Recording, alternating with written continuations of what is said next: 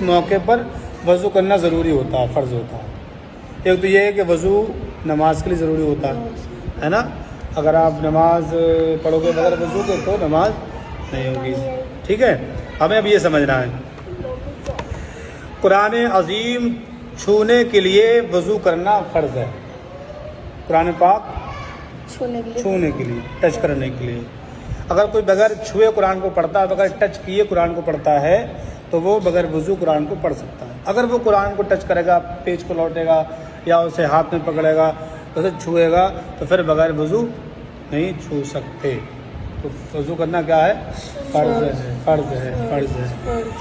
اب ایک ہو گیا قرآن کے لیے، قرآن کو چھونے کے لیے وضو کرنا فرض ہے۔ قرآن کو چھونے کے لیے وضو کرنا کیا ہے؟ فرض ہے۔ اب یہ چھوٹے بچوں پہ لاگو نہیں ہے، ٹھیک ہے، بہتر ہے چھوٹے بچے بھی وضو کریں، جو تو بالغ ہوتے ہیں ان کے لیے ہوتا ہے کہ فرض، لیکن اگر سمجھدار ہیں آپ اور آپ کو کرنا اپنے لیے بہتر ہی ہے، وضو کر کے پڑھیں گے تو برکتیں زیادہ حاصل ہوں، ٹھیک ہے۔ وضو کرنا کیا ہے؟ فرض۔ اب آپ نے جو ہے استنجا کیا، وضو ٹوٹ گیا آپ کا، تو آپ کیا کریں گے؟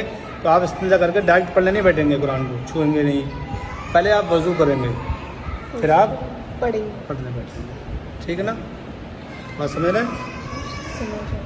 اچھا، یہ تو قرآن ہو گیا۔ دوسرا، نماز ادا کرنے کے لیے وضو کرنا بھی فرض ہے۔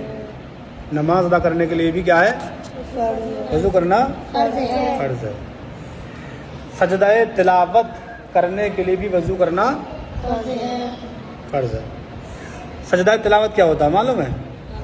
قرآن شریف ہم جو پڑھتے ہیں، قرآن کی تلاوت کرتے ہیں، قرآن میں جگہ جگہ سجدے آئے ہوئے ہیں، آپ نے اسے پڑھ لیا تو وہ سجدہ تلاوت ہے، وہ سجدہ کریں گے آپ تو اس سجدے کرنے کے لیے بھی وضو چاہیے، ٹھیک ہے۔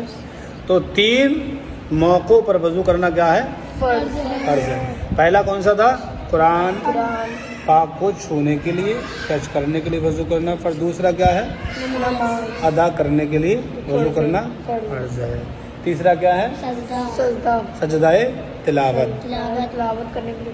سجدہ نارمل سجدہ بہت ہوتے ہیں نا، ایسے نارمل سجدہ کر لو، سجدہ شکر الگ ہوتا ہے، سجدہ تلاوت الگ ہوتا ہے، نماز کے سجدے ہیں، سجدے تو بہت سارے ہوتے ہیں، لیکن یہاں کون سی بات کرنا ہے؟ سجدہ تلاوت۔ تو نماز کا سجدہ وہ تو نماز اس میں داخل ہو ہی گئی، نماز پڑھو گے تو وضو کرو گے ہی کرو گے، ہے نہیں، اس کے لیے الگ سے تھوڑی وضو بنے گا، ٹھیک ہے نا۔ تو یہ 3 باتیں یاد رکھنا ہے آپ کو، کتنی؟ 3 چیزوں کے لیے وضو کرنا فرض ہے۔ پہلا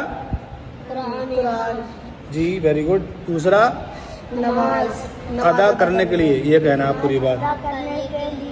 تیسرا سجدہ تلاوت کرنے کے لیے وضو کرنا فرض ہے۔ اگر یہاں آپ وضو نہیں کریں گے تو آپ کے کام مکمل نہیں ہوں گے، آپ گنہگار ہوں گے، ٹھیک ہے۔